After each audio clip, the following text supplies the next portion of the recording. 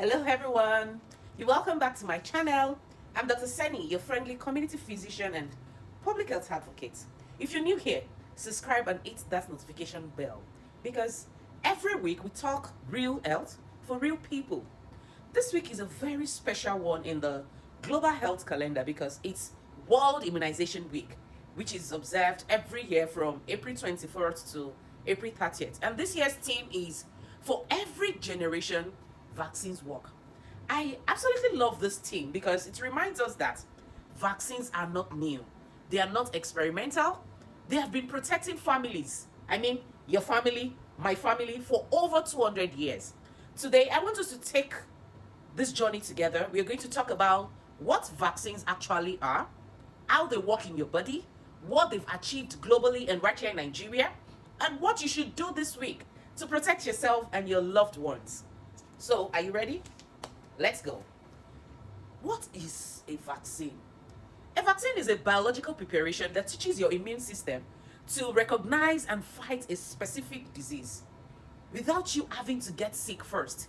Think of it as a training manual for your body's defense forces.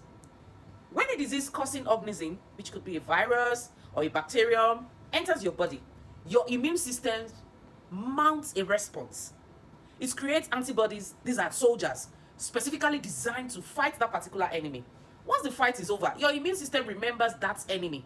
So, if the real thing ever attacks again, your body is ready. A vaccine mimics that process safely. It introduces a weakened or killed or partial version of that pathogen, or sometimes just the instructions to make a key protein from it. So your body learns to fight it without you ever suffering the full disease. Which means that we have different types of vaccines. We have the live attenuated vaccines, we have the inactivated vaccines, we have the subunit vaccines, and the newer mRNA vaccines. Each works a little differently, but they all do the same thing. That is, they prepare your immune system for battle. And when enough people in a community are vaccinated, we create what is called herd immunity. That is, that disease can no longer spread easily because it can't find enough unprotected hosts. This protects even those who cannot be vaccinated, like maybe the newborns, the elderly people, the immunocompromised individuals.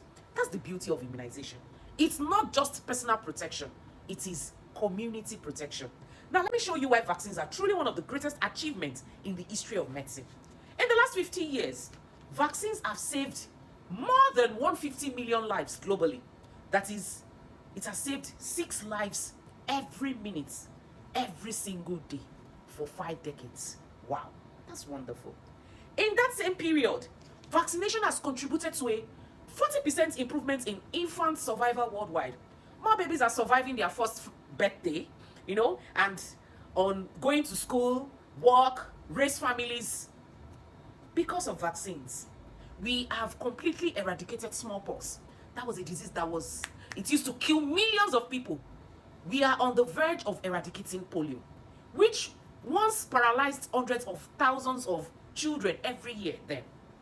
Nigeria was declared polio-free in year 2020, and that was because of vaccines and the tireless work of health workers across the country. Diseases like measles, diphtheria, tetanus, whooping cough, meningitis, as in diseases that used to devastate communities before, they are now largely preventable because of vaccines. Right here in River States, in communities like in our Obiakpo local government area, communities there, and in all other local government area and beyond, children who receive their full immunization doses have a dramatically better chance of surviving childhood, developing properly, growing into healthy adults. Please, all these I'm saying, they are not statistics. These are people, these are our children. They grow up without severe forms of these diseases because they are vaccine preventable. One of the things I love most about this year's thing is that it reminds us that vaccines are not just for babies. Yes, the childhood immunization schedule starts at birth, as in BCG that is given at birth, and hepatitis B vaccine that is also given at birth. By the time a child is 1 year old, a full vaccinated Nigerian child should have received protection against tuberculosis, hepatitis B, diphtheria, pertussis, tetanus, Haemophilus influenza type B, pneumococcal disease, polio, rotavirus, meningitis, yellow fever, measles. That's an army of protection against childhood illnesses. But we also need vaccines as adolescents and adults.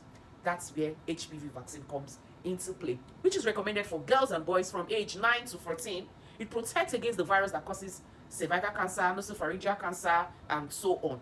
One of the most common cancers that is killing women in Nigeria is cervical cancer, and it is almost entirely preventable with vaccination. So, I'll have a full video on this. Watch out for that. Pregnant women also need tetanus toxoid vaccine. This will help to protect themselves and their unborn babies from neonatal tetanus, which remains a thing of concern in major parts of Nigeria. Adults, yes, especially those in healthcare or with chronic conditions, they'll benefit from influenza virus vaccine. They'll benefit from hepatitis and so on.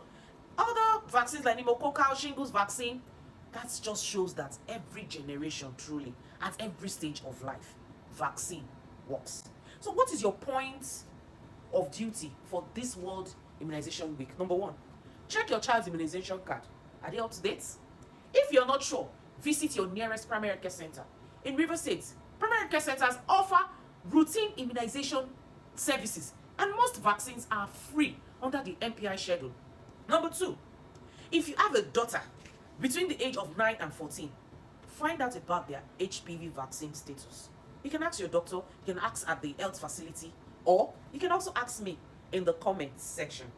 That should be number three. If you're pregnant or you're planning to be, please make sure your antenatal tetanus doses are complete. Also, share this video, share the message. The people who are most at risk, that is the people in underserved communities, people with limited access to healthcare information, one of them may be on your timeline and they may need to hear this. So just share the video. You could be saving a child's life. You could be saving a lot of person. So if this video resonates with you, kindly give it a thumbs up, comment, like, and don't forget to subscribe to my channel for weekly public health information. And I'll see you in my next video. Bye.